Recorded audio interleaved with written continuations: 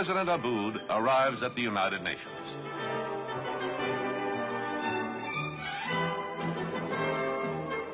President Abud, who has often expressed his support for the United Nations, is greeted on his arrival by His Excellency Monji Slim of Tunisia, President of the General Assembly. Mr. Monji Slim then conducts President Abud directly to the General Assembly chamber. Delegates of more than 100 nations are waiting to hear an address by the Sudanese leader.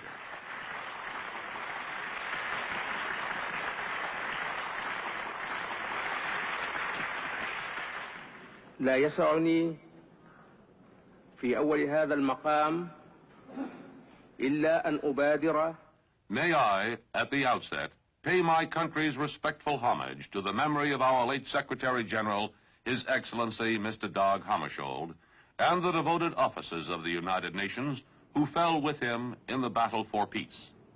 The loss of Mr. Hammarskjöld is not only a loss to a family, or to friends, or to his country, that great nation which has sacrificed much in its dedication to this organization. Mr. Hammarskjöld's loss is a grievous loss to humanity. We lost him at a time when men like him are so sorely needed. التي قدمت الكثير من أجل الأمم المتحدة، وإنما المصاب في فقد هامرشولد هو مصاب الإنسانية كلها، فقد توارى السكرتير العام الراحل والعالم في أمس الحاجة لأمثاله من دعاة الخير والسلام. In the UN, as throughout his entire United States visit, President Abud speaks about the aims and principles of the Sudan. He explains the Sudan's policies in favor of non-alignment, self-determination, and disarmament.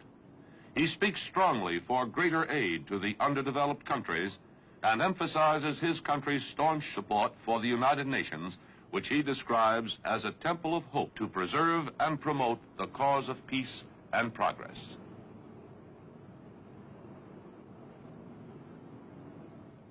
May God bless our joint endeavors to live together in a world of peace, of harmony, and of human brotherhood.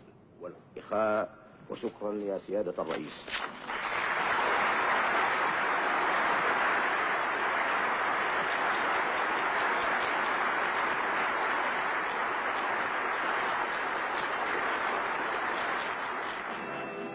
The delegates to the United Nations from Asian and African member nations meet with President Abud. The year 1961 is known as the Year of Africa at the United Nations, owing to the large number of new African nations admitted.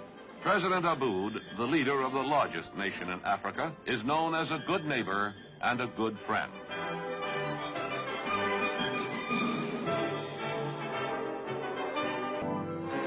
That night, President Abud is to fly back to Khartoum.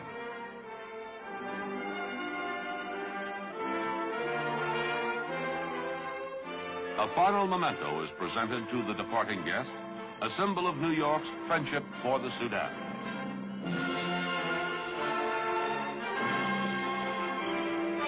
President Abud takes with him a farewell message.